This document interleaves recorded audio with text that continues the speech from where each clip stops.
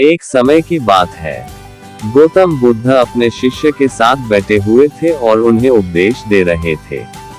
उपदेश देते समय उन्होंने अपने शिष्यों से कहा, क्रोध करने वाला मनुष्य खुद को तो नुकसान पहुंचाता है, लेकिन दूसरों को भी नुकसान पहुंचाता है।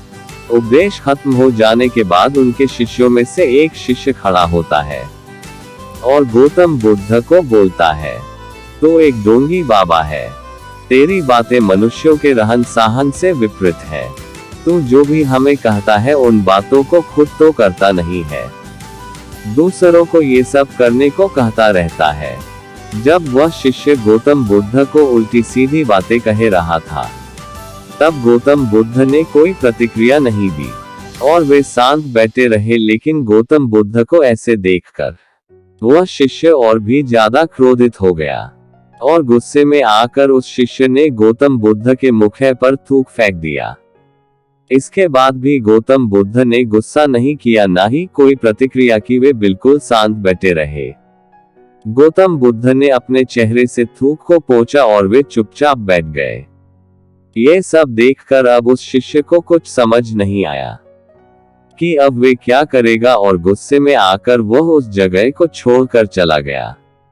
वह शिष्य अपने घर पर चला गया, लेकिन जब तक वह अपने घर पहुंचा उसका दिमाग शांत हो चुका था। दिमाग के शांत होते ही उस शिष्य को इस बात का एहसास हुआ कि उसने कितनी बड़ी गलती कर दी है। उसको महसूस हुआ कि उससे बहुत बड़ा पाप हुआ है। वह मन ही मन में खुद को कोसने लगा और कहने लगा, यह मैंने क्या कर दिया? मैंने महात्मा बुद्ध का अपमान किया है, ऐसा पाप मैं कैसे कर सकता हूँ?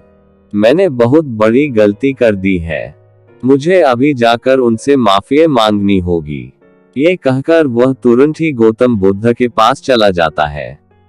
लेकिन जब वह वहां पहुंचता है तो देखता है कि गौतम बुद्ध अपने स्थान पर नहीं है। ऐसे में वह जगह जगह भटक कर गौतम बुद्ध को खोजने लगता है। कुछ समय पश्चात उसे गौतम बुद्ध दिखाई देते हैं और जैसे ही वह उनके पास जाता है, वह महात्मा बुद्ध के पैरों पर गिर जाता है और कहता है, मुझे माफ कर दीजिए, मुझे से बहुत बड़ी गलती हुई है। मैंने आपका अपमान किया है, यह मैंने बहुत बड़ा पाप किया है। ये सब देखकर गौतम बुद्ध ने कहा, शांत हो जाओ, मुझे बताओ क्या बात है, तुम कौन हो और क्यों परेशान हो? गौतम बुद्ध की यह पूछने पर वह एकदम से चौंक जाता है। वह सोचने लगता है कि महात्मा बुद्ध मुझे कैसे भूल सकते हैं, मैंने तो उनका अपमान किया था। ये सोचता उसने महात्मा बुद्ध से पूछा, मैं वही शिष्य हूँ जिसने कल आपका अपमान किया था और आप इतनी जल्दी मुझको भी भूल गए। महात्मा बुद्ध कहते हैं, हमें कल की बातों को कल में ही छोड़ देना चाहिए। वह कल चाहे अच्छा हो या बुरा, उसके बारे में बार बार विचार नहीं करना चाहिए। मैं बीती बातों को पीछे छोड़कर जिंदगी में आगे की तरफ चलता हूँ और ऐसा ही हम सभी को भी करना चाहिए। महात्मा बुद्ध कहते हैं कि क्रोध को पाले रखना गर्म कोयले को किसी और पर फेंकने की नियत से अपने हाथ में ही पकड़े रखने के समान होता है, जिसे हम खुद ही जलते हैं। हम क्रोध को प्यार से, बुराई को अच्छाई से और झूठ इंसान को सच्चाई से ही जीत सकते हैं। महात्मा बुद्ध की यह बातें सुनकर वह शिष्य फूट फूट कर रोने लगता है। अब वह महात्मा बुद्ध से और भी ज्यादा प्रभावित हो चुका था। अब वह महात्मा बुद्ध से कहता है कि आज से आप जो कहोगे मैं वो ही करूंगा। तो दोस्तों, इस कहानी से हमें ये सीख मिलती है कि क्रोध करना इंसान के लिए सबसे ज्यादा खतरनाक है। यह मनुष्य का सबसे बड़ा दुश्मन है जो उसे बर्बाद कर सकता है। इसलिए मनुष्य को कभी भी क्रोध नहीं करना चाहिए।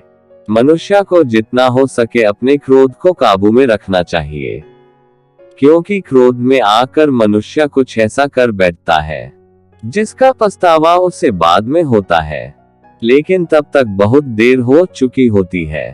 और इस कहानी से हमें ये भी सीख मिलती है कि हमें बीती हुई बातों को पीछे छोड़कर आगे बढ़ जाना चाहिए। अगर कोई मनुष्य अपनी बीती हुई बातों पर ज्यादा ध्यान देता है तो उसका ध्यान पूरी तरह से भूतकाल में ही लगा रहता है और वह इंसान कभी भी आगे बढ़ने की तरह विचार नहीं कर पाता। इसलिए हमेशा पुरानी बातों को पीछे छोड़कर आगे की तरह बढ़ जाना चाहिए ताकि जिंदगी को खुशी खुशी जिया जा सके।